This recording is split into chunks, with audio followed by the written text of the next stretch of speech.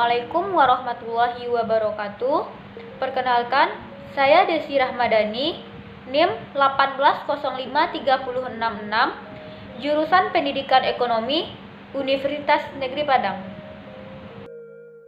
Pada video kali ini, saya akan mempraktekkan video pembelajaran tentang peran pelaku ekonomi dalam kegiatan ekonomi.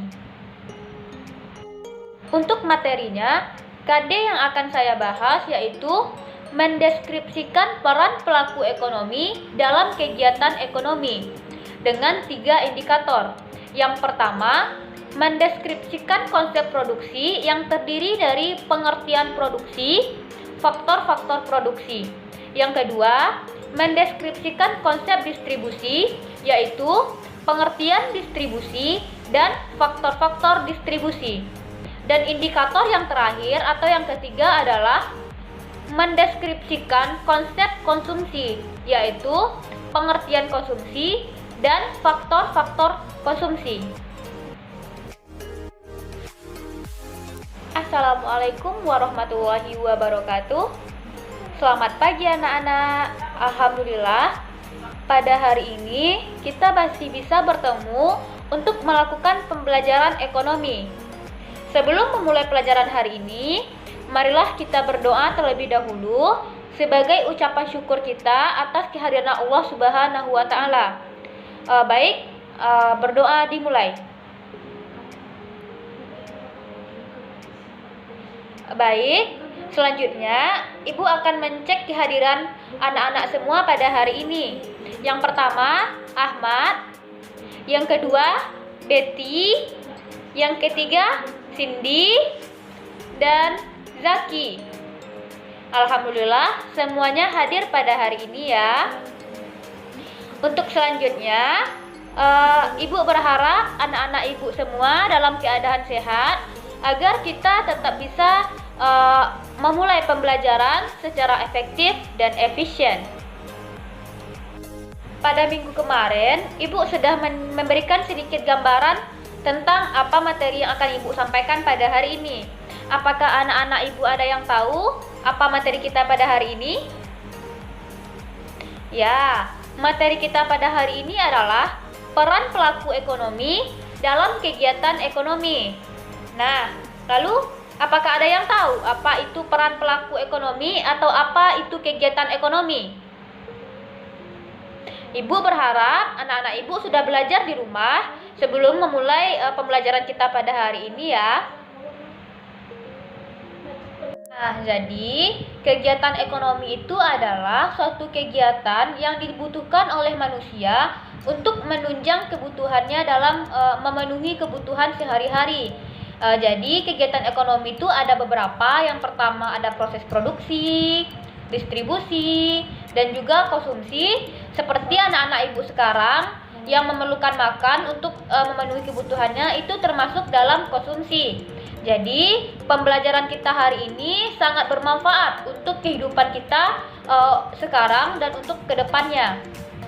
Baiklah, selanjutnya untuk memulai pembelajaran kita hari ini, Ibu akan menggunakan metode based learning, yaitu metode di mana awalnya Ibu akan menjelaskan. Selanjutnya Ibu akan bertanya kepada anak-anak Ibu apakah sudah paham, dan selanjutnya kita akan melakukan tanya jawab terkait materi kita pada hari ini.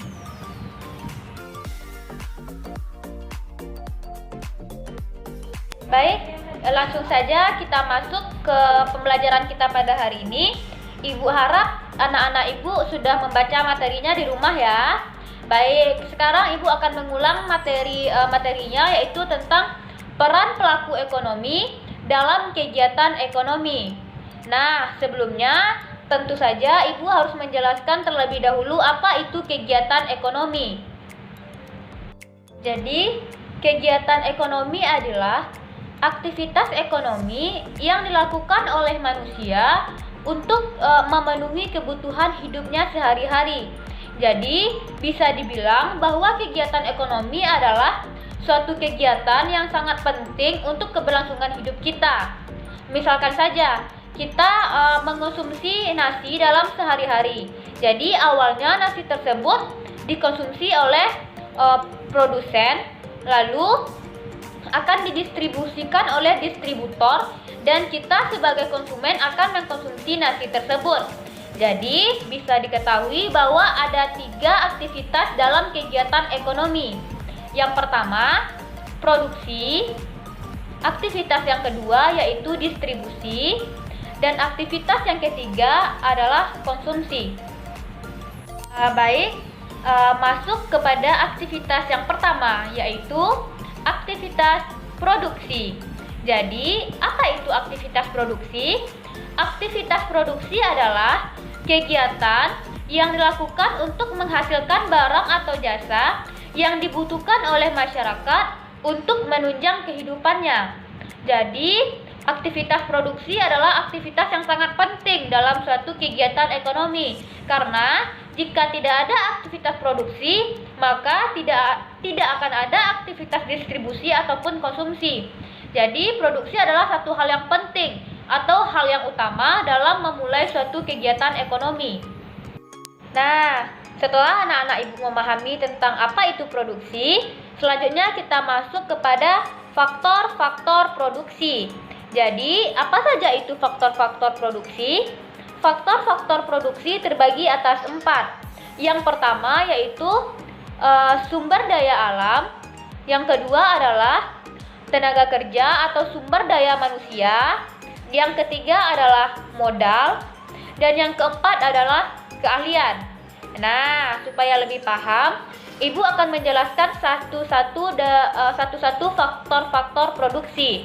Yang langsung saja, yang pertama kita akan membahas tentang sumber daya alam. Jadi, apakah anak-anak Ibu tahu apa itu sumber daya alam?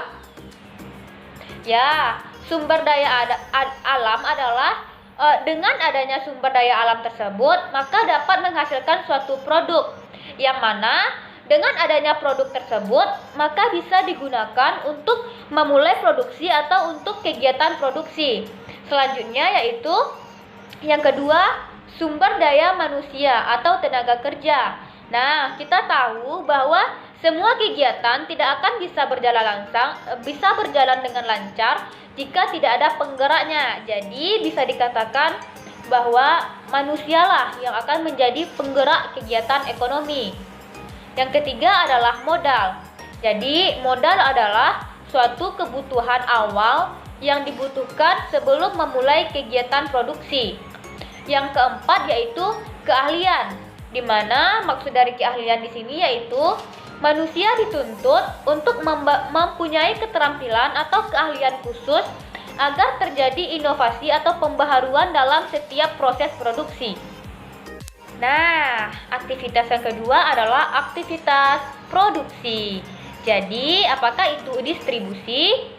Maksud dari distribusi di sini adalah aktivitas penyaluran barang atau jasa dari produsen kepada konsumen. Apa tujuan dari distribusi ini? Tujuannya adalah agar barang-barang atau produk yang telah diproduksi oleh produsen dapat tersebar luas atau dapat dikonsumsi oleh konsumen. Nah, selanjutnya Ibu akan menjelaskan tentang faktor-faktor produksi atau siapa saja yang terlibat dari distribusi ini. Bisa dilihat ini ada rantai distribusi, yaitu yang terdiri dari bahan mentah, ada pemasok, ada produsen, distribusi, peritel atau pasar, dan pembeli. Jadi awalnya ada bahan mentah yang sudah diproduksi oleh alam.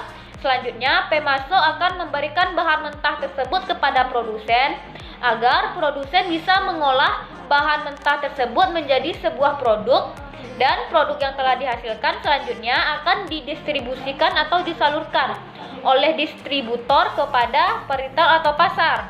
Nah, di pasar konsumen akan membeli produk-produk yang dibutuhkannya. Aktivitas yang ketiga adalah aktivitas konsumsi. Aktivitas konsumsi adalah aktivitas dengan mengurangi suatu nilai guna barang atau jasa dengan tujuan agar konsumen dapat mendapatkan manfaat dari barang atau jasa tersebut. Tentu saja konsumen harus mengorbankan pendapatan atau menukarkan uang dengan barang-barang atau produk yang akan dikonsumsi. Nah, selanjutnya kita akan membahas apa saja sih faktor-faktor dari konsumsi tersebut. Faktor-faktor konsumsi terdiri atas 6. Yang pertama yaitu selera konsumsi. Yang kedua, faktor sosial dan ekonomi. Yang ketiga, tingkat bunga. Yang keempat, kekayaan. Yang kelima, tingkat pendidikan. Yang keenam, harga barang dan jasa. Baiklah, kita akan membahas satu-satu ya. Yang pertama, Ibu akan membahas tentang selera konsumsi. Jadi, kenapa sih selera konsumsi bisa mempengaruhi tingkat konsumsi dari seseorang? Nah, kita tahu pasti anak-anak Ibu berbeda seleranya atau berbeda apa yang paling disukai, makanan yang paling disukai, baju yang paling disukai. Nah, itulah yang dimaksud dengan selera. Selanjutnya adalah faktor sosial dan ekonomi. Di sini maksudnya yaitu lingkungan akan mempengaruhi konsumsi seseorang. Jika kita berada di lingkungan yang di pegunungan, maka akan memiliki tingkat konsumsi yang berbeda dengan orang-orang yang tinggal di pemukiman laut. Selanjutnya yaitu tingkat bunga. Maksudnya di sini yaitu tingkat bunga akan mendorong orang untuk menabung. Jika tingkat bunga tinggi, maka orang akan menabung. Otomatis jika seseorang menabung, pasti mereka akan mengurangi konsumsinya. Selanjutnya kekayaan.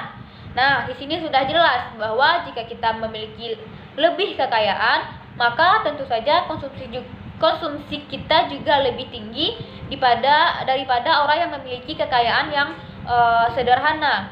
Selanjutnya, tingkat pendidikan. Pendidikan juga mempengaruhi konsumsi seseorang. Misalnya, orang yang berpendidikan SD akan berbeda konsumsinya dengan orang yang berpendidikan kuliah atau SMA. Selanjutnya yaitu harga barang dan jasa.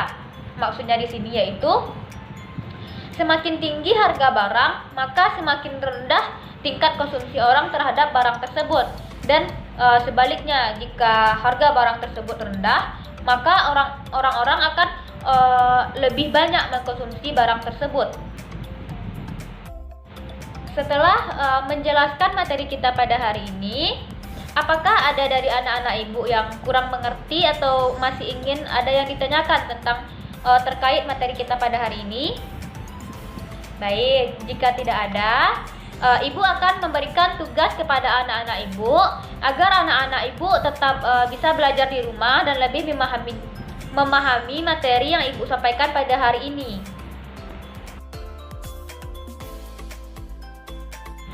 Demikianlah pertemuan kita pada hari ini.